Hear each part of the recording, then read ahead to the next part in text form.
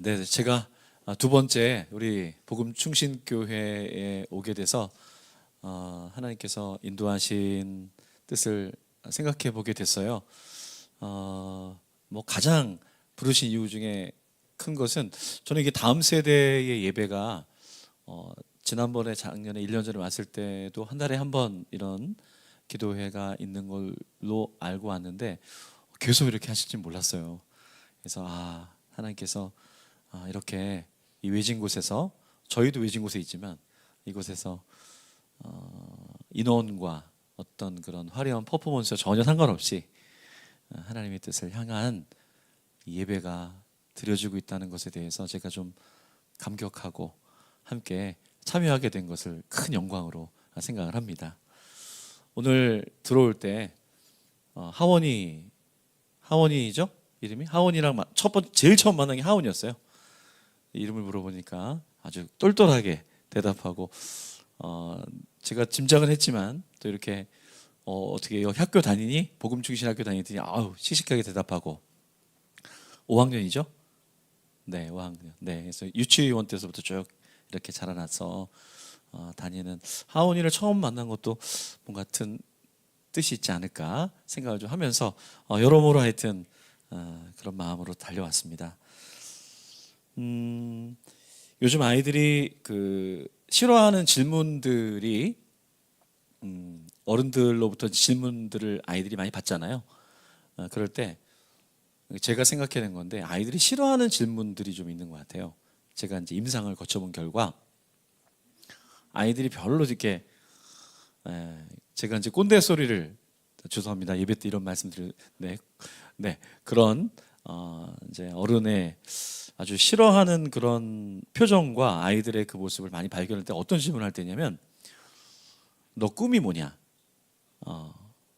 그리고 그죠? 꿈에 대해서 물어볼 때 그리고 너 다음에 커서 뭐가 될래? 이 질문은 생각보다 저는 굉장히 의미 있게 물어보지만 아이들은 이 질문을 상당히 안 좋아한다는 것을 제가 뒤늦게서야 알게 됐습니다. 아마 아이들 공감할 겁니다. 네, 그래서 꿈에 대해서 상당히 좋은 표현이고 우리도 궁금해하고 참 좋은 취지의 질문이라고 생각하지만 근데 아이들에게 그 질문은 답변하기가 매우 쉽지 않은 질문이기에 아이들을 아주 난처하게 하는 질문인 것은 제가 나중에서야 깨달았어요. 제가 어릴 적을 되돌아봤습니다. 저도 그 질문을 무수히 많이 받았던 것 같아요. 제가 인지가 이제 이렇게 생기기 전서부터 저는 시골에서 이제 자라났는데요. 강원도 이 깡촌에 자라났는데 저희 어머니께서 제가 첫째 아들인데 늦게 좀 나셨어요. 늦게 나셨으니 얼마나 귀하겠습니까? 또 저희 어머니의 교육열과 신앙의 열정은 그걸로 제가 버티고 여기까지 왔다고 이제 고백을 하지만 그 아들을 첫째 아들을 얻은 저희 어머니의 그 기쁨은 이루 말할 수가 없었죠. 그래서 스스로 저희 어머니께서 저를 이제 안고 이제 아무것도 모르는 저를 안고 다니는 동네마다 이제 이야기합니다. 자랑하는 거죠. 뭐라고 자랑하냐면 대통령이라고. 오글거리시죠, 여러분. 벌써 다른 사람이 얘기해주면 좋겠는데 본인 스스로가 자기 아들이 대통령이래. 그것도 그냥 한 번 얘기하는 것도 아니고 부끄러워하는 것도 아니고 진짜 제가 또 그리고 우량아 대회에 나갈 정도로 대통령좀 생기기도 했던 것 같아요. 네, 머리 숱은 하나도 없는데 이렇게 크고 얼굴도 좀 크잖아요. 그리고 이제 막 이렇게 투실투실하고 그때 그랬던 것 같아요. 그래서 대통령. 그래서 실제로 그렇게 하고 다니시다 보니까 사람들이 그렇게 인식이 돼가지고 이제 실제로 저를 혁이 엄마라고 부르지 않고 대통령 엄마라고 마을에서 그렇게 불렀대요. 제가 그때 아무것도 몰랐으니까 망정이지 제가 알았더라면 아마 전 집을 나가버리고 말았을 거예요. 네, 저는 그래서 제가 인지가 생기기 시작하면서 저는 대통령이 제 꿈이었어요. 네, 그럼 여러분 아시죠? 그 꿈은 오래가지 않는다는 거. 네. 점점 그레이드가 내려오잖아요. 네, 그 그레이드가 어떻게 내려오냐면 그 다음에는 딱 보니까 대통령이 안 될 것 같거든. 그러니까 뭐로 내려옵니까? 외교관으로 내려옵니다. 네, 그때 외교관이 뭐 이제 비행기 타고 뭐 다니고 그러니까 외교관이 좋아 보이는 것 같아. 그래서 외교관으로 내려오죠. 그러나 현실은 녹록지 않아. 외교관 아무리 안 될 것 같아. 그래서 조금 밑으로 내리는 게 외교관 뭐 장관 내리죠. 예, 그러다가 좀 지나가게 되면은 꿈에 대해서는 얘기를 하지 않게 되는, 그리고 그냥 이대로 살리라라고 꿈은 온데간데 없어지는 그러한 생각이 좀 어릴 적 생각이 좀 들더라고요. 생각해봤습니다. 왜 이렇게 이 꿈에 대해서 참 좋은 질문이고 그리고 참 의미 있는 그러한 이야기인데 우리 아이들이 왜 이 질문 속에서 힘들어하고 또 여기에서 많은 그런 괴리감을 어른들과 함께 이걸 느껴야 되는가라고 하는 것을 생각해 보게 됩니다. 우선은 애들은 아는 것 같아요. 힘들다는 것, 즉 꿈을 이룰 수 없다는 그 좌절감 있잖아요. 이룰 수 없을 것 같은 그 좌절감, 미리 애들이 아는 거죠. 그러니까 꿈에 대해서 서서히 이제 이렇게 얘기를 하지 않고 손을 놓게 되는 것이죠. 그것이 있지만 또 하나의 중요한 이유가 있다는 걸 제가 알게 됐어요. 예, 꿈에 대해서. 그것은 무엇이냐면 이 꿈을 자꾸 얘기할 때 뭐가 되고 싶다, 뭐 대통령이 되고 싶다, 장관, 외교관이 되고 싶다, 뭐 연예인이 되고 싶다 포함해서 이런 것을 이야기할 때 스스로가 되고 싶다는 얘기하지만 그걸 위해서 아무런 대가를 치르지 않고 그냥 되고 싶다만 계속 얘기하는 거죠. 마치 희망 고문처럼.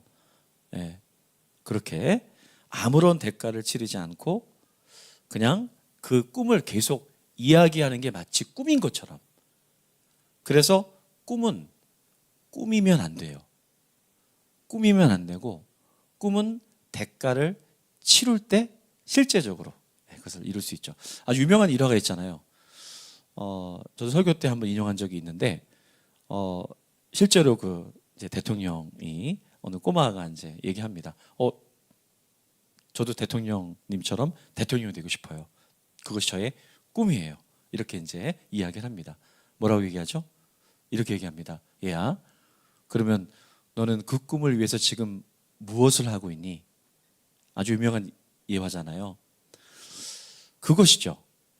꿈을 위해서 아무것도 하지 않으면서 대가를 치르지 않으면서도 계속해서 아이들에게 희망적인 것들이 이야기되고 아이들 스스로가 그 고문처럼 그 꿈을 이제는 그냥 자기는 이 꿈과는 전혀 상관없는 그런 사람처럼 살아가게 되는 안타까움들을 보게 됩니다.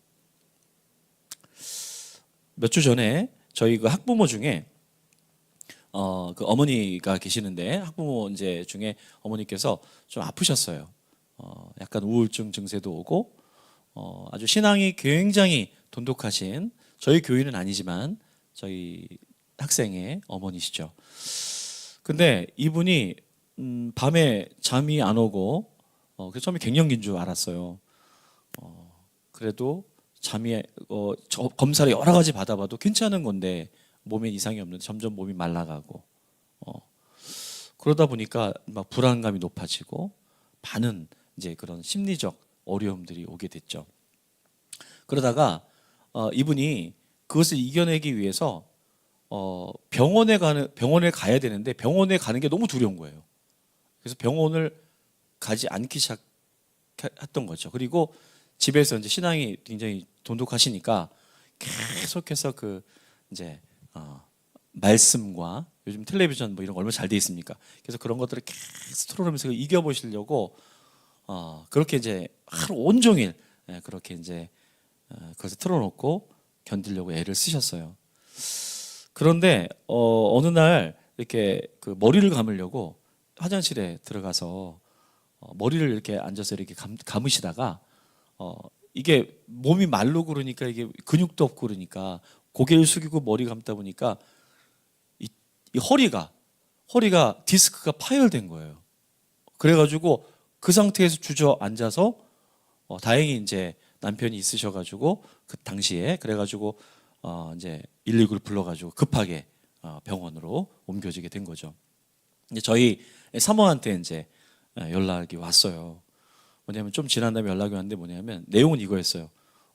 자기가 지금 여기 이렇게 병원에 있는데 유튜브로 검색도 다 해보고 그러는데 일단 이 병원을 좀 믿을 만한 병원이 못 되는 것 같고 그런 다음에 기도해 달라는 거예요. 무슨 기도를 해달냐면 수술하지 않고 이 허리가 나을 수 있도록 기도해 달라는 거예요.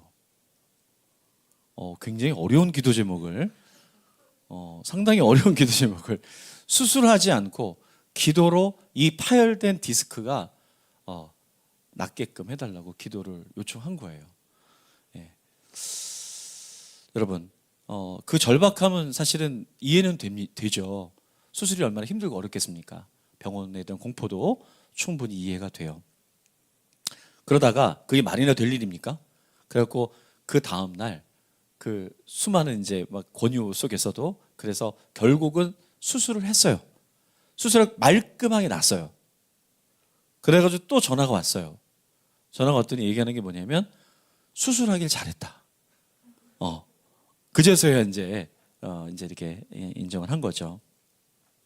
여러분 우리 그리스도인들이 사실은 어떤 부분에 있어서는 좀 사기를 치는 경우도 좀 있는 것 같아요. 신앙을 가지고 제가 좀 과격하게 말씀을 드렸지만 사실 여러분 허리가 다쳤으면 그렇게 디스크가 파열됐으면 기도가 필요한 게 아니라 뭐가 필요하죠? 수술이 필요하죠? 기도가 필요한 게 아니라 수술이 필요합니다. 제가 목사인데도 기도가 필요한 게 아니라 수술이 필요하다라고 얘기할 때는 불편하세요? 불편하지 않으세요? 불편하실 수 있다는 거예요. 네. 그러니까 그 부분이 잘 생각을 해볼 필요가 있다는 거예요. 좀 쉽게 좀 설명해 드려볼게요. 꿈과 연결돼서 아이들이요 스카이를 가고 싶어 합니다. 꿈이에요. 네. 좋은 학교를 가고 싶어 해요. 여러분 좋은 학교를 들어가고 싶은 거 나쁜 거 아니잖아요. 아주 좋은 거죠. 여러분 좋은 학교를 들어가고 싶다면 여러분 뭘 해야 되죠? 너무 당연한 얘기죠. 아이들은 미안하다 공부 얘기해서. 네. 너무 당연해서 그런가요? 공부해야죠. 기도보다 공부해야 됩니다. 기도하지 않은 기도를 모르는 친구들도 공부를 열심히 하면 좋은 대학에 들어갈 수 있어요. 기도보다 공부해야죠. 네, 공부하면 됩니다. 좀 더 여러분에게 실질적으로 여러분에게 질문해 드려볼게요. 말씀드려 볼게요. 여러분 건강하게 원하시죠? 안 원하세요? 너무너무 건강이 얼마나 좋습니까?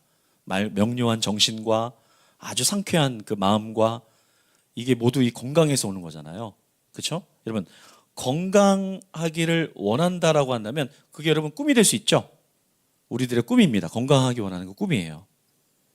여러분 건강하기를 그 꿈을 이루려면 여러분 어떻게 됩니까? 기도하는 게 아니라 운동해야죠. 운동해야 돼요. 그렇죠? 고척 야구장에서 얼마 전에 그 메이저리그의 선수들이 와서 야구 경기를 했습니다. 야구를 잘 모르시는 분들은 좀 죄송하지만 거기에 세계적인 선수들이 질비하게 왔고요. 우리나라 이제 팀 올스타 팀과 함께 이제 또 1등한 팀과 같이 이제 야구 경기를 했다는 거죠. 그런데 그 세계에서 최고로 야구를 잘하는 그 운동 선수들이 와서 야구를 하는 그 상황 속에서 그 고척돔 경기장에서 제일 야구를 열심히 하는 사람이 누구였겠어요? 누구였을까요? 여러분 그가 누구였냐면 오타니라는 선수가 있습니다. 많이 들어보셨죠? 일본의 그 진짜 얼굴도 잘생기고 엄청 체격도 좋고 인성도 좋고 뭐 그게 다 증명할 수는 없는 거지만 그런데 뭐가 사실은 굉장히 충격보다는 조금은 놀라운 장면이냐면 그렇게 천재적이고 그 정도 돈을 벌었고 그랬으면 그냥 설렁설렁 해도 될 것 같은데 거기에 최고의 선수들 중에서도 가장 열심히 야구 경기를 했던 선수는 오타니라고 그렇게 다들 인정을 했대요. 근데 걸어 들어가도 될 거를 막 슬라이딩을 하고요. 그 다음에 전력으로 질주하고 그냥 자기 갖고 있는 능력이 좋아서 막 이렇게 아니라 거기에 있는 선수들 중에서 가장 열심히 야구를 했대. 여러분, 그러니까 세계 최고의 선수, 여러분, 거기에서 세계 최고, 그 안에서 제일 열심히 하니까 거기 세계 최고의 선수들이니까요. 제일 유능한 선수가 된 거는 당연하겠죠. 바로 그것입니다. 우리들은 꿈을 이야기할 때 희망처럼 많은 것들을 이야기하는데 그것이 마치 기도라고 하는 행위가 거기에 전부인 것처럼 생각할 때가 많아요. 그러나 꿈은, 하나님께서 우리에게 이루실 꿈은, 우리가 이루어가야 될 꿈은 대가를 치러야 되는 영역이 반드시 있다는 거죠. 오늘 기도하는 시간인데 기도를 폄하하는 것 같아서 너무 죄송해요. 그렇지 않아요. 오해를 좀 풀어야 될 것 같은데, 여러분, 기도는 무엇이죠? 우리가 지금 하고 있는 기도는 무엇입니까? 하나님과의 대화죠. 동의하십니까? 하나님과의 대화이잖아요. 여러분, 오늘 하나님과 대화하기 위해서 이 자리에 나오셨잖아요. 대화를 하기 위해서는 여러분 뭐가 필요할까요? 뭐 많은 게 필요하지 않아요. 대화를 하는데. 예. 물론 분위기 있게 우리가 이렇게 찬양하고 경배하는 이런 것들은 그 하나님을 우리가 좋아하는 그러한 표현들을 하는 것 뿐이죠. 네, 워십하는 겁니다. 자, 그걸 다 떠나서 대화할 때, 여러분, 요즘은 대화를 어디서 하냐면 카페에서 하잖아요. 주로.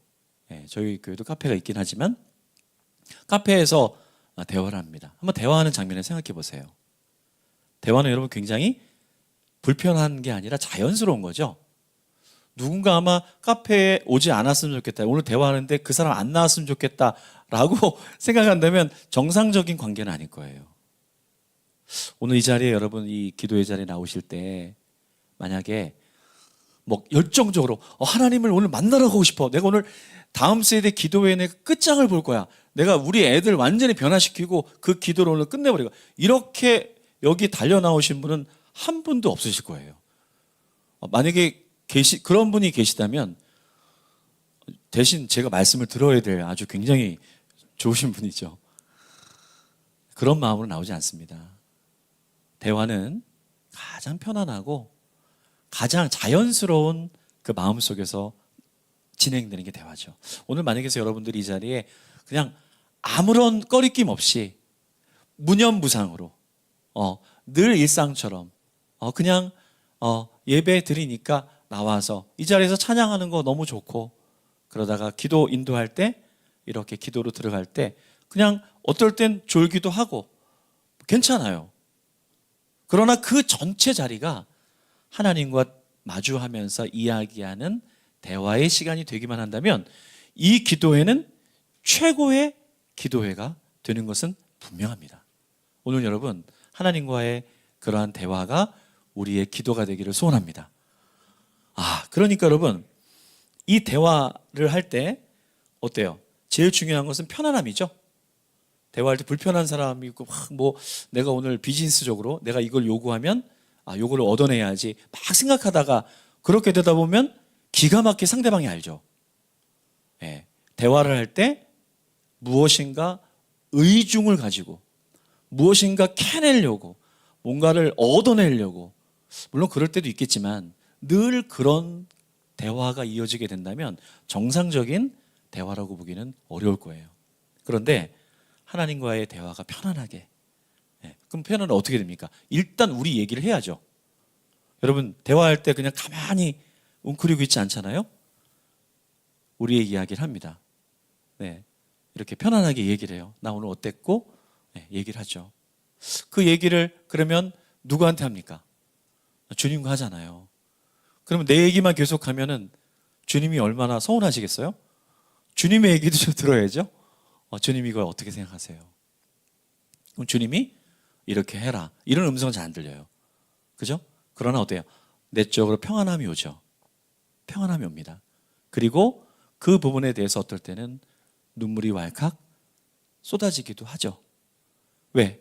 그 주님의 그 마음이 내게 전달되면서 내 아프고 쓰라리고 위축되고 두려워하고 있는 마음들을 그 주님의 마음이 나를 만져주시는 치유가 기도를 통해서 일어나기도 하잖아요.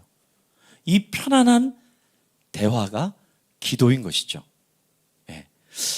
오늘 그래서 이 기도는 우리들에게 아주 중요한 것입니다. 왜냐하면 기도는 이렇게 내가 이야기하고 주님이 들어주시는 쌍방향적으로 이루어지는 커뮤니케이션이잖아요. 쌍방향 커뮤니케이션이 일어나게 될 때, 아, 오늘 대화는 너무 좋았어 라고 우리도 만족할 수 있는 것이죠. 오늘 그래서 오늘 기도가 나의 일방적인 기도를 하다가 그냥 확 돌아가는 것이 아니라, 아, 주님의 얘기도 들어보고 내 얘기도 자연스럽게 하고, 그러면서 주님이 만져주시고 또 내가 생각지도 못했던 것들을 이야기해 드리기도 하고, 이야기를 다 마친 다음에는 진짜 힐링이라고 하는 것을 느껴지는 바로 그러한 시간, 그것을 우리가 기대하면서 여기에 참여하고 있는 것입니다. 기도에는 별로 순서가 중요하지 않죠. 뭐 1번, 2번, 1번 기도죠, 2번 기도죠, 3번 기도죠. 아, 주님이 그거 굉장히 답답해 하실 것 같아요. 우리 잊어버리지 않기 위해서 그렇게 할 수 있지만 기도의 순서는 중요하지 않아요. 하나하나의 내용들이 자연스럽게 전달되면 되는 것이죠. 그래서 우리에게 조심해야 될 것은 하나가 이것입니다. 뭐냐면 주님의 그 음성을 들을 때, 여러분 음성이 안 들리잖아요. 그럼 어떻게 됩니까? 내가 생각해내야 되는 또 이런 게 있잖아요. 조심해야 될 부분이죠. 우리의 생각과 주님의 생각은 다르다라고 말씀하시잖아요. 그러니까 조심은 어떤 걸 조심해야 되냐면 내 생각을 늘 조심해야 되죠. 이거를 자의적인 해석이라고 그러잖아요. 자의적인 해석.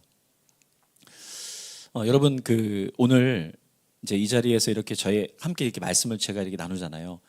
여러분에게 말씀을 이렇게 드리고 그럴 때 어떤 거는 동의가 되시고 어떤 건 동의 안 되시죠. 솔직히 그렇잖아요. 그죠? 네, 솔직해졌으면 좋겠어요. 자, 그러면 동의가 되는 건 문제가 되지 않아요. 그런데 뭔가를 이렇게 전달을 했는데 그런데 동의가 되지 않죠. 내 마음과 다른 것이 전달될 때가 있죠. 예. 그럼 내 마음과 지금 이게 서로 다른 거예요. 그랬을 때 여러분 그 불편함 속에서 일단 우리는 어떻게 하죠? 아, 내 생각이 맞아. 라고 하면서 실제 그 생각이 맞을 때도 있고. 예. 근데 문제는 언제죠? 내 생각이 틀릴 때가 많죠. 여러분, 우리의 생각과 마음은 왜 틀릴 때가 많죠? 그것은 우리의 마음은 심히 부패하기 때문에 그렇습니다. 그러니까 솔직히 말씀드리면 지금 우리의 마음은 고장나 있다고 보시면 돼요. 고장난 상태예요. 주님이 우리를 고쳐주셨잖아요. 우리를 구원해 주셨잖아요. 아, 구원해 주신 거 맞아요. 그러나 우리의 마음은 부패해 있어요. 죄는 여전히 우리 안에 있죠. 그 죄의 문제는 해결해 주셨지만 죄의 영향력은 그대로 있다는 거죠. 그러니까 우리의 마음은 우리의 마음대로 뭔가를 이 고장난 것대로 결정하고 선택하게 되면 결과는 반드시 분명합니다. 잘못된 결과가 나올 수밖에 없어요.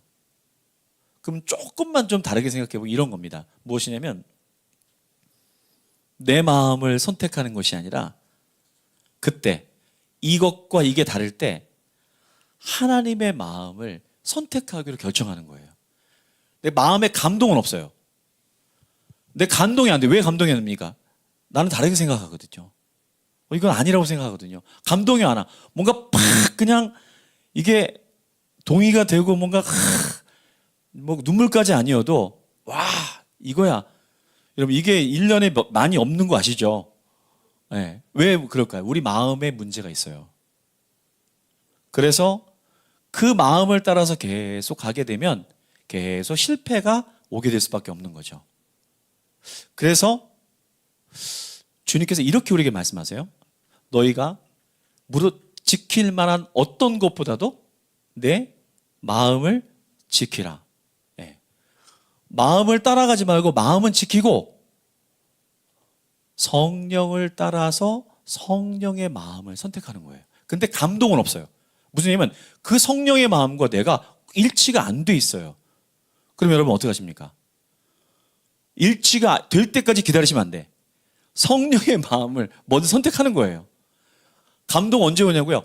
성령을 따라가다 보면 그러면 감동은 오게 돼 있어요. 근데 내가 감동 받을 때까지 나는 아니야. 그러면 계속 멀어지게 되는 거예요. 오늘 여러분 이 자리에 나오실 때 여기 나올 때 너무 감동받아서 이 자리에 막 뛰쳐나오신 분 계십니까? 아까도 말씀드렸지만 그런 분들은 대단하신 분들이에요. 근데 여러분 어떻게 나오셨어요? 감동받아 나오셨습니까, 이 자리에? 아니에요. 여러분들이 이 자리에 선택하고 나오셨어요. 감동 없을 수 있습니다. 뭐 기쁨 때문에 오늘 뭐 김현 목사님이 너무너무 기다려주고 그분만 오면 진짜 오늘 나는 진짜 너무너무 사모해. 이렇게 있다면 그분은 문제가 있는 분이에요. 정상적이지 않아요. 무슨 얘기입니까? 우리 안에 두 마음이 있다라고 하는 것을 사도 바울은 얘기해요. 어떻게 합니까? 네, 악에 붙잡힌 고장난 마음이 있고 그리스도의 마음이 있다는 거죠. 이 두 가지 마음이 병존한다는 거예요. 인정해요. 그때 우리에게 주어진 게 있습니다. 선택이 주어져 있어요. 이 선택을 바꿔 말하면 이것을 자유라고 합니다. 자유는 마음대로 내가 살고 그냥 방임하고 막 내 마음대로 살고 이게 자유가 아니라 선택할 수 있는 게 자유예요. 그래서 뭡니까? 이렇게 보게 되면 이제 우리 목사님, 조영호 목사님 계시잖아요. 제가 조영호 목사님을 좋아하지 않아요. 뭐 이렇게 너무 뭐 보고 싶고 이분이 뭐 어떻게 해요? 그러지 않습니다. 근데 어떻습니까? 여기 계시지만 어때요? 내가 사랑하기로 선택을 하는 거죠. 조영호 목사님은 이제 사랑하기로 선택하는 거예요. 제 감정적으로는 그렇게 되지 못해요. 기도라고 하는 것은 바로 우리에게 주님께서 기도를 통해서 하나님의 마음을 계속 선택해 갈 수 있도록 우리에게 주어지는 대화의 시간이죠. 그 선택을 잘할 수 있도록 우리에게 주어진 게 바로 하나님의 말씀이죠. 왜? 자의적인 선택을 하지 않고 해석하지 않고 하나님의 뜻은 여러분 분명하잖아요. 그걸 그냥 선택하면 됩니다. 너무 힘들다고요? 아니 선택하는 게 뭐가 힘들어요? 선택하시라니까요. 선택하고 그거대로 선택하고 마음에 감동 없고 기쁨 없고 그러시다고 괜찮아요. 그냥 한 발 한 발 그대로 행하세요. 행하세요. 어떻게 행하냐? 그냥 하세요. 네. 건강하고 싶다고요? 그러면 건강하고 싶으시죠? 여러분 기도하지 마시고요. 지금 나가셔서 운동화 끈을 묶고 뛰세요. 뛰세요. 네, 여러분 감동 없다고요? 감동 없죠, 당연히. 하고 싶지 않으니까. 건강하고 싶다면 지금 나가 뛰세요. 네, 그렇게 되면 그 길을 따라가게 되다 보면 결국 건강을 얻게 되듯 하나님의 뜻을 선택하며 나가게 되면 하나님의 그 우리가 말하는 그 열매라고 표현하는 것이죠. 그것을 얻게 된다는 거예요. 우리가 아이들에게 꿈을 물어볼 때는 이제는 그것을 염두에 두고 물어봐야 될 것 같아요. 네가 꿈이 뭐니? 라는 것이 아니라 그래? 그러면 너 그 꿈을 위해서 지금 하고 있는 게 뭘 하고 있어? 굉장히 정확한 질문이 되죠. 네, 그럴 때 우리 아이들이 꿈에 대해서 희망 고문처럼 여기지 않을 것이다 라는 그런 생각을 해보게 됩니다. 제가 아주 다른 사람들로부터 저 개인적으로 굉장히 아주 그 듣기 싫어하고 저 불편해하는 질문이 있어요. 저한테 그걸 물어보시면 제가 화를 낼 겁니다. 저한테 그런 질문하면 제가 속으로 너무 힘들고 안 좋아하는 질문이 있어요. 그게 무엇이냐면 이거예요. 저희 변두리 교회고 변두리 학교잖아요. 두 개.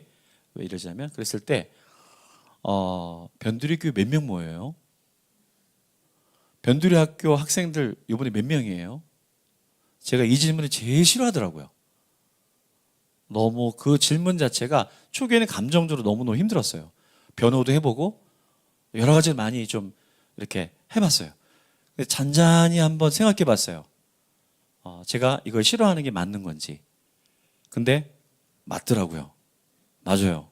제가 이 질문을 개인적으로 싫어한다기보다는 제가 학교를 운영하고 섬기고 이 작은 변두리 교회를 얼마 되지 않는 성도들과 함께 있으면서 처음에는 그 질문을 받을 때 굉장히 부끄러웠어요.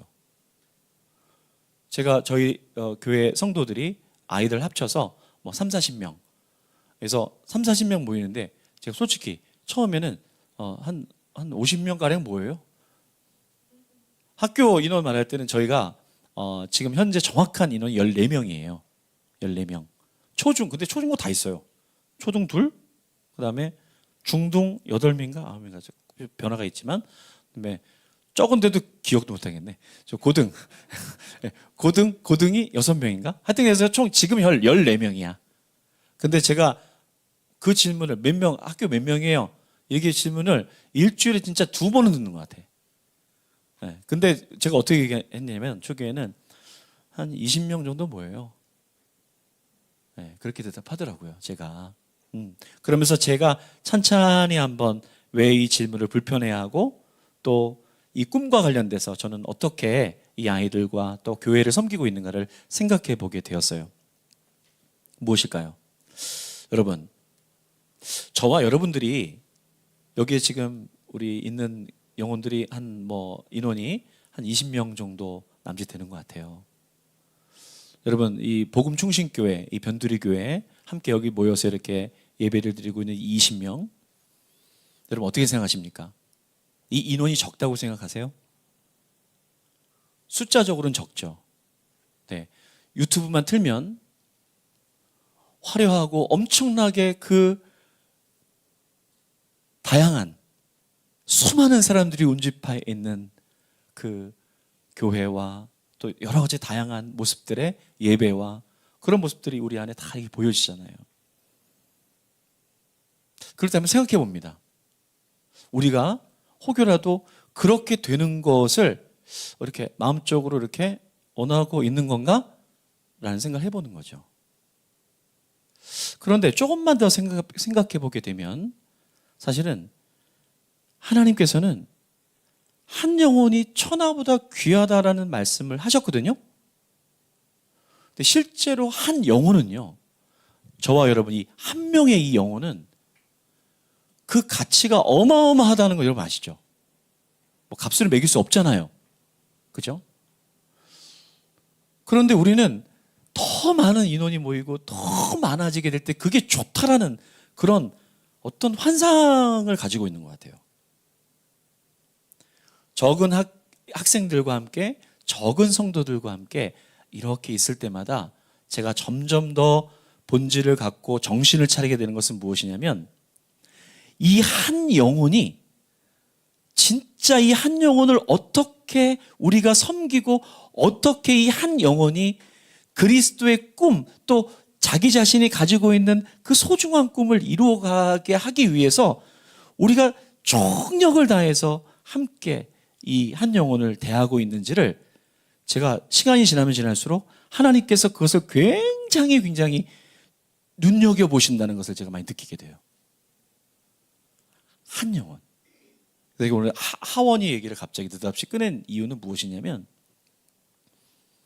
모르겠어요. 저는 오늘 여기 와서 이제 이렇게 하지만 저는 이제 하원이라는 이 친구를 저 만났잖아요.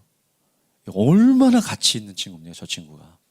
그래도 나머지 친구들은 가치 없다는 거 아니죠? 제가 만나서 얘기하는 아는 친구 저 친구밖에 없어서 저 친구의 가치가 이런 100명의 학생들의 가치와 비교할 수 있을까요? 비교할 수 없죠. 저 친구의 저 한 명의 그 꿈, 그것을 우리가 함께 이루어주고 함께 그 꿈을 이루어가는 것을 보게 될 때, 근데 그 꿈은 그냥 이루어지지 않거든요. 대가를 치러야 되는 거거든요. 그것을 향해 나아갈 때 우리가 그것을 돕고 함께하는 이 한 명을 향한 우리의 마음, 그것이 여기에 주님께서 아주 주목해서 보시는 바로 그러한 모습이다라는 것을 많이 깨닫게 됩니다. 정리해보게 되면 이런 거예요. 꿈을 위해서 만약에 지금 행하는 것이 없다면 여러분 그것은 개꿈입니다. 네. 그냥 진짜 개꿈이에요. 그런데 그 꿈을 위해서 단 하나라도 움직이고 행하고 있다라고 한다면 그 한 명은 그 꿈을 향해서 진짜로 나아가고 있는, 꿈을 이루어가고 있는 그런 사람들이죠. 저는 오늘 이 자리에 이렇게 저 친구들이 자발적으로 나와 있는 건 아닐 수도 있어요. 이렇게 있는 게. 근데 선택은 저 친구도 했는지 없는지 모르겠어요. 그러나 오늘 이 자리에서 이런 얘기를 듣고 우리 부모 세대와 어른 세대가 이것을 지지해주고 있다라는 것을 이 친구들이 알게 될 때 우리 공동체, 복음 중심교회 공동체는 하나님께서 이 한 명을 향한 꿈을 이루어가는, 꿈을 이루어주는, 꿈을 이렇게 세워주는 그러한 하나님의 공동체가 되게 될 줄 믿습니다. 그러한 기대감을 갖게 된다는 것이죠. 그래서 여러분, 사도행전이라는 성경은 참 제목부터 연관이 돼 있죠. 사도행전은 말 그대로 뭡니까? 영어로 하면 액트잖아요. 행동하는 기록들이잖아요. 예. 바로 성령이 임하신 다음에 성령을 따라서 행동한 기록들이 이제 사도행전에 대한 이야기잖아요. 그러니까 다른 표현을 한다면 그리스도의 꿈이 개꿈이 아니라 그 꿈이 이루어져 가는 그것을 기록해둔 꿈의 기록들이에요. 하나님의 꿈이 실제적으로 보여지고 있는 게 사도행전의 이야기들이다, 말씀들이다라고 보여집니다. 제자들에게 꿈이 생겼죠.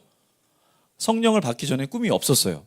근데 성령을 받은 다음에 꿈이 생기죠. 꿈이 생겼습니다. 그래서 이들은 어떻게 하죠? 복음을 들고 복음을 전하기 시작하죠. 복음을 알고 있는 게 아니라 전하기 시작합니다. 전하고 거기서 교회를 세우죠. 그래서 그 꿈이 완성돼 갑니다. 그리스도의 꿈은 교회에 있다는 것을 보여주죠. 사도행전이. 복음 중심교회가, 변두리교회가 세워진 것은 그리스도의 꿈이 완성된 것을 보여주는 아주 적확한 예예요.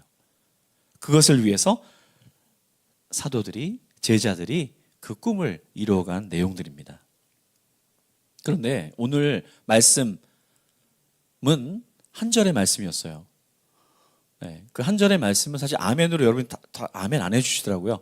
보니까 아멘하기 내용이 좀 아멘 할 수 없는 내용이야. 이상한 내용이에요. 그죠? 내용을 알고 계시겠지만 무슨 내용입니까? 사도행전 20장 9절, 오늘 한 절의 말씀이니까 오늘 본문의 말씀을 조명해서 함께 좀 더 조명해서 보도록 할게요. 사도행전 20장 9절 말씀 함께 다시 한번 읽어보도록 할게요. 함께 읽습니다. 시작. 하는 청년이 창에 걸터 앉아 있다가 깊이 졸더니 바울이 강론하기를 더 오래 하매 졸음을 이기지 못하여 3층에서 떨어진을 일으켜 보니 죽었는지라. 아멘. 아멘은 저도 하기 좀 부끄럽네요. 그죠? 아주 이상하네요. 아까 목사님이 그러셨어요. 끝내주셔서 오늘 말씀이 길지 안 길지 그렇게 하셨는데, 실제로 여러분 여기 유두고라고 하는 이 다음 세대, 이 청년이 여러분 지금 심각한 일이 일어난 거죠. 그러니까 쉽게 말하면 여기서 지금 그런 일이 일어났다 상상할 수 없잖아요. 네. 근데 그런 일이 벌어졌어요. 더군다나 예배 가운데 말씀을 전하고 있는데 얼마나 이거 사람을 살리고 생명을 살리고 막 이런 것도 불충분할 것 같은데, 그것도 나이 드신 분이 돌아가신 게 아니라 다음 세대가 죽었잖아요.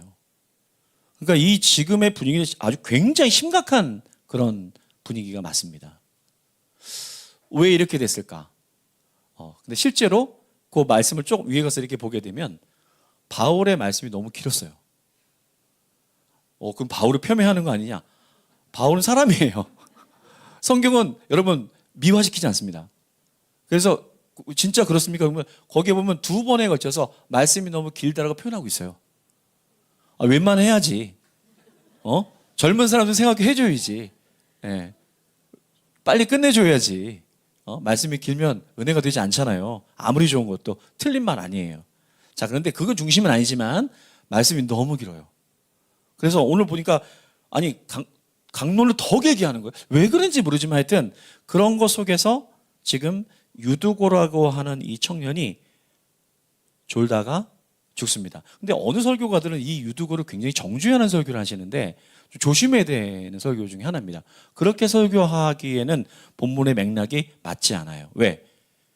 뒤에 바울을 통해서 정죄하지 않습니다. 유두고를요.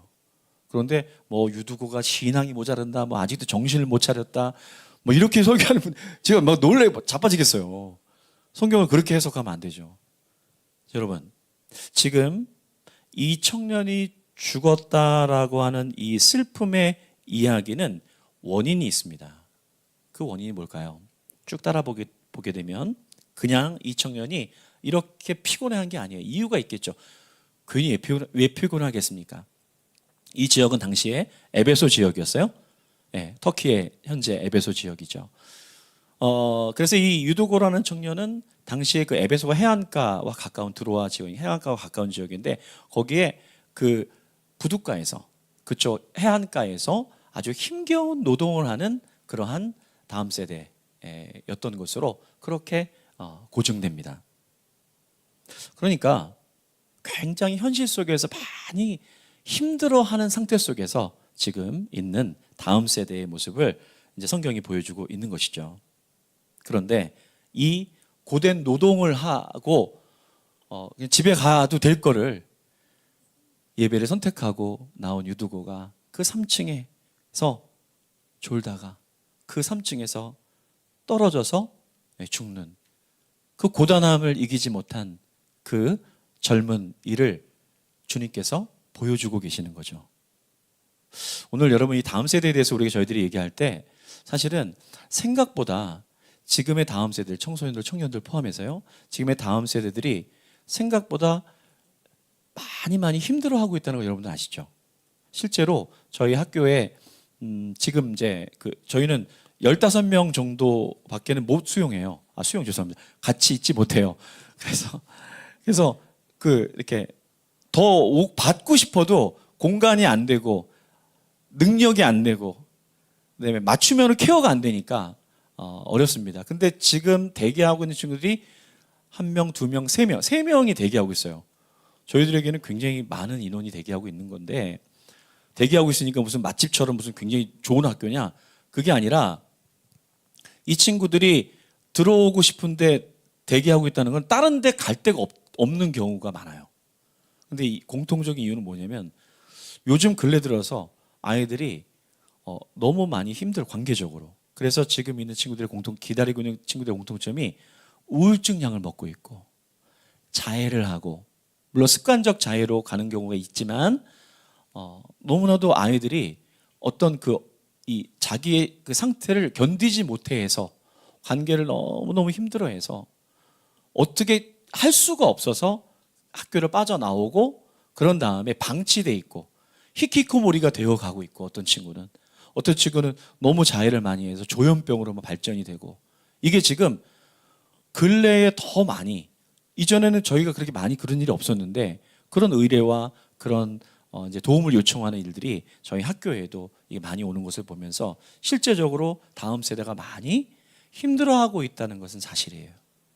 그런 상황 속에 있는 바로 지금 여기에 이 유두고도 다 할 수는 없지만 이 삶의 고단함 때문에 그 하나님의 말씀을 들어도 그것이 이 피곤함을 넘어서지 못한 거죠.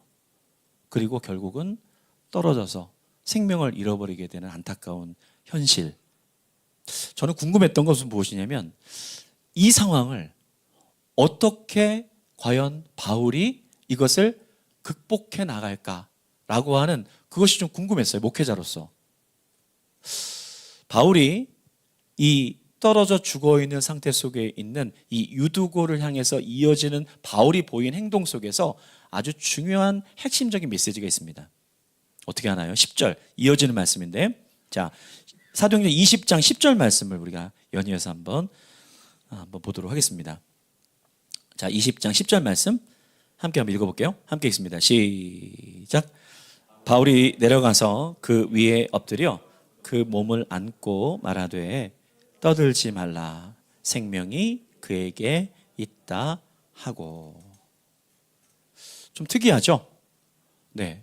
지금 살려내는 것을 그냥 살려내도 될 텐데 지금 이 바울이 보인 행동을 찬찬히 보게 되면 일단 어떻게 내려가죠?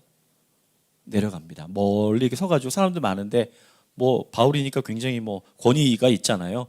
그러면 여기서 그래서 일어날지어다 이렇게 저 같으면 얘기했을 것 같은데 근데 바울이 손수 내려갑니다.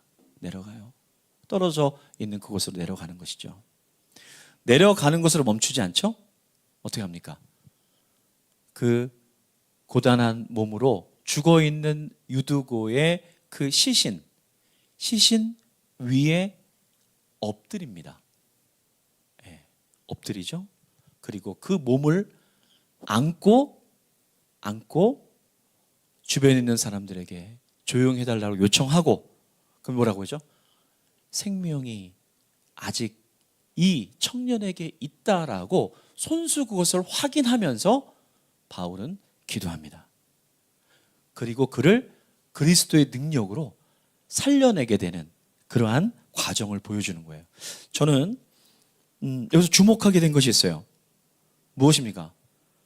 다른 어떤 것보다도 지금 이 바울은 이 죽어있는 이 다음 세대를 부둥켜 안고 실제적으로 함께 몸을 부대끼면서 이 유두고를 일으켜 세워주고 있다는 것을 성경은 보여주고 싶었던 거죠.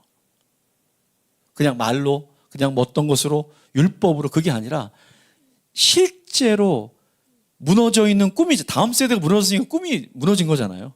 그런데 그거를 부둥켜 안고 함께 그것을 일으켜 세워주는, 실제적으로, 저는 이것을 이렇게 표현합니다. 운동 경기에서 여러분 마라톤 이렇게 하잖아요.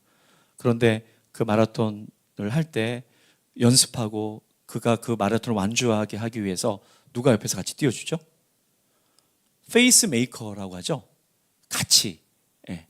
혼자 그것을 감당하기 어려우니까 훈련을 계속해서 같이 해주는 거죠. 여러분, 계속해서 우리가 그 꿈을 향해서 이루어갈 수 있도록 우리를 도우시는 분이 바로 보혜사죠. 보호하시고 지혜를 주시고 가르치시는 분이 누구시죠? 성령님이시죠. 여러분, 성령님은 그래서 우리가 한 발 내딛기만 하면, 행하기만 하면, 꿈을 위해서 대가를 치르기만 하면 성령께서 하나님의 뜻이 동일할 때, 그럴 때 성령께서 이제 도우시기 시작하는 것이죠. 함께 하시는 것이죠. 여러분, 다음 세대에게 지금 필요한 것은 너 이거 해라, 꿈이 뭐냐, 뭐 제대로 했냐 안 했냐, 여러분, 그렇게 다음 세대에게 꿈이 이루어진다라고 보기 어렵습니다. 여러분, 우리 그 자녀들 있잖아요. 지금 여기 있는 자녀들을 그러는데, 여러분, 우리의 자녀들이 여러분 퍼펙트한 하나님의 창조물이라는 거 아세요? 중요한 건 퍼펙트입니다. 여러분, 여러분들의 자녀가 퍼펙트한 하나님의 창조물이라는 거 동의하십니까? 동의가 안 되는 분들은 지금 이게 상당히 문제가 많아요. 지금 이 얘기를 하자는 게 아니에요. 그것도 지금 말씀드려 볼게요. 톡 까놓고 얘기해 보겠습니다. 여러분, 우리가 더 온전합니까? 우리 자녀들이 지금 더 온전합니까? 여러분, 죄를 져도 누가 더 많이 졌죠? 애들이 죄를 많이 졌을까요? 솔직해지십시오. 죄를 너무 많이 진 게 우리들 아닙니까? 진짜 저희들 극악한 죄를 지은 거 아시잖아요. 사실 주님이 용서해 주셔서 다행이지. 그런데 우리 아이들은요, 아직 그 죄, 우리처럼 그 죄를 짓지도 않았어요. 근데 얘가 왜 이렇게 된 거죠? 얘가 지금 왜 이런 문제를 보이는 거야, 이거 지금? 누구 때문에? 얘네들 언제 퍼펙트한 애들이에요. 앞으로도 퍼펙트해요. 진짜 귀한 아이들입니다. 누구에게 문제가 있을까요? 얘네들에게 이런 문제가 보이는 건 얘네들의 문제가 아닙니다. 인정할 건 인정해야 되죠? 그것은 저의 문제죠. 우리의 문제예요. 부모의 문제입니다. 사회의 문제이기도 하죠. 우리 아이들이 거기에서 많은 어려움을 겪고 있는 거예요. 여러분, 그렇기 때문에 지금 내 아이의 문제를 여러분 해결하고 싶으시죠? 여러분, 우리 얘 좀 어떻게 공부 좀 어떻게 좀 해줬으면 좋겠고, 얘 좀 이거 문제 이거 답답해 죽겠어. 얘만 보면 진짜 우라통이 치밀 뭐 그러잖아요. 네. 그런데 지금 내 아이가 갖고 있는 이 문제는 누구의 문제였죠? 얘가 지금 갑자기 속에서 그런 문제가 막 올라왔나요? 아니에요. 이거는 꼭 누굴 보고 꼭 배운 겁니다. 꼭 영향을 받은 거예요. 그게 부모일 수도 있고 사회일 수도 있어요. 그럼 우리는 잘 생각해 봐야 됩니다. 뭐죠? 내가 이 문제를 바꾸고 싶어요. 진짜 넌 이거 반드시 바뀌어야 돼. 라고 하는 그 반드시 바뀌어야 될 문제를 누가 준 거냐니까요. 내가 줬다면 여러분, 바뀌어야 될 거는 얘가 아니라 누가 바뀌어야 되죠? 내가 바뀌어야 돼요. 부모가 바뀌어야 됩니다. 내가 바뀌어야 될 일이에요. 내가 바뀌어야 될 일. 내 아이는 완벽한 아이예요. 내 아이가 아니라 하나님의 자녀는 완벽합니다. 우리도 완벽하지만 원래 완벽했어요. 그런데 아파하고 힘들어하고 또 이 아이가 보여주고 있는 연약한 부분들은 이 아이가 너 바뀌어야 돼. 아니요. 내가 바뀌어야 될 영역이에요. 바울이 유두고를 왜 거기 가서 그렇게 끌어안고 그렇게 했어요? 일어나. 너 일어나야지. 너 네 스스로 일어나야지. 너 그게 문제야. 아닙니다. 바울은 그가 갖고 있는 다음 세대의 문제를 자신의 문제로 여기면서 함께 그것을 부둥켜 안고 바울이 바뀌어야 돼. 그것을 성경은 간접적으로 보여주고 있는 것이죠. 아이들은요, 그럴 때 변화됩니다. 아이들은 달라져요. 내가 바뀌면, 부모가 바뀌면 아이들은 달라지게 돼 있어요. 그게 논리적이고 합당한 얘기잖아요. 강론이 길어지면 누가 떨어질 수 있기 때문에 시계를 보고 10분 남았구나. 오케이. 네, 정리가 됐습니다. 아우라 너무 걱정하지 마. 이제 10분이면 돼. 네. 그래서 자, 제가 지금 보여드리고 싶은 영상이 하나 있는데요. 이제 영상을 한번 먼저 보여드리면서 설명 좀 드릴게요. 네, 첫 번째 영상 걸 좀 선생님 틀어주시면 좋겠습니다. 네.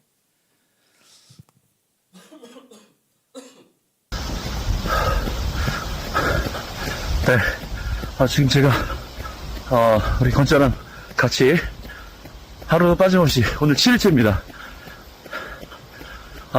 건재가 체육 특기생이 아니라 자신과의 싸움에서 이길 수 있도록 매일매일 함께 달려주고 있습니다.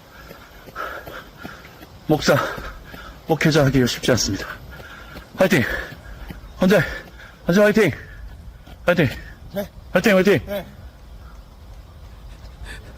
제가 죽겠어요. 요즘 제가 피워 죽겠습니다. 네, 거기까지. 네. 네, 그거 틀어주세요. 튕기면. 네네. 네. 2점 알파고 2점. 그러면 이제 이 길이가 베타 플러스 알파가 되죠. 그지? 베타 플러스 알파의 길이를 구하고 베타 거꾸로 봐도 헷갈리죠. 베타 마이너스 알파의 길이를 구하고 베타 마이너스 알파를 어떻게 뒀으냐면 여기에다 베타로 그리고 여기에다 알파를 넣어. 그 넣은 함수식들을 각각을 빼면은 네. 여기까지. 네네. 네, 죄송합니다. 정신없이 있어서 첫 번째 그 영상은요. 제가 요즘 아침마다 별짓을 다 하고 있어요. 대만 선교사님 아들인데 지금 고3이에요. 근데 이제 그 검정고시 만점을 향해서 지금 이제 2회차 3개를 만점 받아야 돼. 4개를 만점 받아야 돼. 그래갖고 지금 제가 체육 특기생이 아닙니다. 근데 이제 저 녀석이랑 같이 이제 꿈에 대해서 얘기하고 또 그러면서 어떻게 하면 이제 이걸 이룰 수 있느냐. 그랬더니 루틴을 만들자 그래가지고 그 아침마다 저는 3kg, 쟤는 4kg 이제 저는 나이가 들었으니까 1kg 빼서 그래서 너 4kg 달려야 돼. 달리기를 하고 싶어 하더라고요. 근데 달리기 진짜 좋아요. 왜냐면 달릴 때 생각도 정리가 되고 운동도 되지만 정신도 명료해지고 엊그제가 세계 달리기의 날이었잖아요. 엊그제가. 그래서 겸사겸사 해가지고 작전을 딱 세운 다음에 너 이거 했는지 안 했는지 체크하는 게 아니라 제가 괜한 그 얘기를 해가지고 계속 같이 뛰고 있어요. 죽겠어요. 근데 같이 뛰면서 느끼는 것은 무엇이냐면 얼마나 힘들게 느껴져. 이렇게 힘들구나. 쉬운 건 아니잖아요. 근데 같이 뛰어주면서 꿈을 이뤄가는 것 자체는 이렇게 움직이는 거야. 생각 갖고는 안 돼. 한 발 내디뎌야지 돼. 그래서 어떤 날은 이틀째 벌써 위기가 왔어. 뭐 좋은 영화 같은 얘기는 뭐 그래도 좀 오랫동안 해야 되는데 이틀째 벌써 이 자식이 이거 안 일어난 거예요.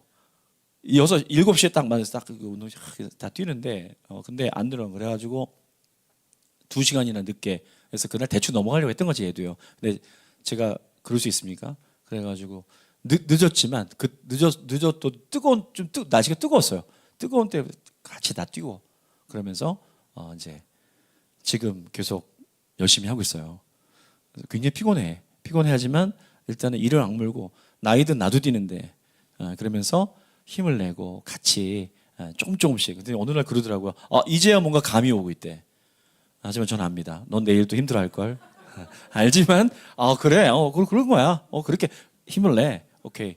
계속 한번 뛰어보자. 50일 작전으로 지금 하고 있는데 계속 실패하지 않고 나아가고 있습니다. 두 번째 있는 그 영상은 한 친구가 이렇게 엎드려서 막 이렇게 듣고 있잖아요. 나머지 세 명은 막 설명하고 있고, 세 명은 선배 교사고, 한 명은 저희도 올해 그러니까 올해 대학을 들어가 작년에 수능을 보고 올해 대학을 들어가 저희 고3이 딱 한 명 있었어요. 작년에는. 예. 그 한 명이 9평 9월 모의고사 보고 심히 낙담해요. 심히 낙담해요. 수학 문제거든요. 예, 수학을 이 친구가 잘 못해. 그리고 근데 포기하지 않고 수학 포기하면 수능 포기하는 거다. 그래서 1년 반 동안 8등급에서 5등급까지 올라와서 3등급을 목표로 해서 이제 수학 3등급 굉장히 잘하는 거거든요. 하여튼 그래서 했는데 그 장면이에요. 9평에 실족해가지고 거의 인생을 포기하고 누워 있는 애인데 선배들이 와가지고 막 이제 함께 뛰어주는 거죠. 실제로 저걸 위해서 9평 이후에 수능 볼 때까지 모의고사 실전 모의고사를 친횟수를 보니까 한 80회 정도 쳤더라고요. 80회 문제 푼 거야. 엄청난 양입니다. 그걸 혼자 푼 게 아니라 선배들이 같이 옆에서. 예. 근데 선배들이 더 틀릴 때도 있어. 막 수학이 되게 어렵거든요. 하여튼 그래가지고 이제 수능을 본 거예요. 유일한 한 명. 9등급까지 이제 전체 등급이 있는데 얘가 8등급에서 시작했어요. 1년 반 전에 2학년 때 시작했는데 8등급에서 시작했으면 거의 이제 대학은 요즘 다 들어가기 하는데 원하는 대학은 가기 어렵다고 봐야 되잖아요. 근데 1년 반 동안 이제 페이스메이커들이 띄워주고 한 명을 향해서 막 달라붙어 가지고 있는 거 없는 거 해가지고 이제 했죠. 그래가지고 수능을 봤어요. 예, 수능을 보고 이 친구가 이제 교육학을 하고 싶어 했거든요. 유아교육학. 그래가지고 목표는 이제 좀 더 높았는데 결과가 나왔어요. 여러분 그 결과가 궁금하신 거잖아요. 그죠? 자, 그 결과 사진 잠깐 보겠습니다. 결과 사진 한번 잠깐. 네. 이건 작년에 거랑 이제 섞여 있기 때문에 그런데 맨 위에 게 그 친구 한 명입니다. 그래서 뭐 총신대니까 뭐 총신대 요즘 여러분 총신대가 인서울 마지노선이고 굉장히 좋은 학교예요. 인서울이기 때문에 저희 때는 달라. 그래서 중요한 거는 더군다나 얘가 수석으로 합격했어요. 수석 합격하고 얘가 신입생 전체 총신대 전체 그 신입생들에서 입학 선서 대표도 하고 그다음에 전체 풀 장학금 받고 들어갔어요. 박수 안 치시는 건 뭐 우리 애는 아니니까. 복음 중심 학교는 안 하니까. 그래서 밑에 이제 추계 예술대도 붙었어요. 학교 좋은 학교입니다. 예술융합학부도 붙고 이렇게 해서 이제 작년에서 입결을 저희들이 한 명을 향해서 여름이 제일 힘들었어요. 여름에 그 뜨거운 날 한 명 혼자 보면 얼마나 외롭겠습니까? 그러니까 이제 선배들이 막 교대로 붙어가면서 저도 어떨 때는 같이 하고 그래서 이 한 명이 그 꿈을 이뤄갈 때까지 그래서 얘가 시험을 보고 물론 더 좋은 학교를 가고 싶어 했는데 성적이 이제 수학 때문에 결국은 수학이 잘 나올 줄 알았는데 결국은 수학이 5등급에서 딱 멈추더라고. 너무 안타까운 지점에서 다른 건 되게 너무 잘 나왔는데 그래서 근데 본인이 너무 만족해하는 거예요. 자기는 최선을 다해야 돼. 그래서 얘기했어요. 야 재수하면 또 나을 수 있는데 자기는 평생 재수는 절대로 못했는데 이렇게는 못 살겠대. 자기는 만족한대. 실제로 만족하더라고. 그래가지고 지금 이번에 엊그제도 왔어요. 후배들 격려한다고. 원래 학교 잘 안 오는데 일반 학교는 근데 저희 애들은 학교 옵니다. 와서 아이스크림 애들 사주고 그래서 얘기하는 게 뭐냐면 자기 대학교인 애들이 공부를 너무 안 한대. 자기 공부 좀 잘해 다들 열심히 했으면 좋겠는데 그래서 야 너 너무 좀 이렇게 너 분리되는 거 아니야? 좀 즐기면서 해. 좀 이렇게 워워해 이렇게 말해줄 정도로 굉장히 아주 학교 생활 너무 잘하고 있고 우리 후배들한테도 좋은 귀감이 되고 있습니다. 한 명을 위해서 우리는 현재 복음 중심 교회나 제 변두리 교회나 복음 중심 학교나 한 명을 살리지 못하는데 1000명을 살리겠다고요? 그거는 사기입니다. 사기예요. 그리고 1000명 안 살려도 돼. 1000명 살리기 어렵습니다. 잘 생각해 봐야 돼요. 교회 규모가 있고 인원이 많고 여러분 그 행복할까요? 내가 변화되고 내가 그리스도의 꿈을 이루는 것이 최고의 기쁨인데 1000명이 모이는 교회, 10,000명이 모이는 학교 다닌다라고 해서 그게 도대체 나 무슨 상관이 있는 것이죠? 그리스도의 꿈이 하루하루에 내가 대가를 치루어가면서 공동체가 함께 그것을 부둥켜 안고 한 발 한 발 나아가주게 될 때 성령께서 역사하시는 그리스도의 꿈이 거기서 이루어지는 거잖아요. 그것이 지금 진행되고 있는 거잖아요. 저와 여러분들 사이에서. 저희 학교는 이렇게 우리 복음중심학교는 굉장히 이게 예배도 오늘 분이 찬양팀 보니까 또 너무 감사하고 부러웠어요. 여기 보니까 학교 친구가 이렇게 세션하고 그런다 그러더라고요. 저희는 음악이 약해. 저희 학교는 제가 음악이 약해. 예, 그리고 이렇게 이렇게 좀 뭐랄까 저희 특징은 또 약한 부분이 그런 부분이 약해. 그래서 늘 뭐냐면 뭔가 좀 이렇게 영적이고 좀 이렇게 찬양도 좀 이렇게 좀 잘하고 싶고 합창도 하고 싶고 그런데 도무지 뭐 그런 기회가 주어지지 않고 우리는 이러다가 그냥 우리 색깔들이 있지 않으면 그냥 포기했어.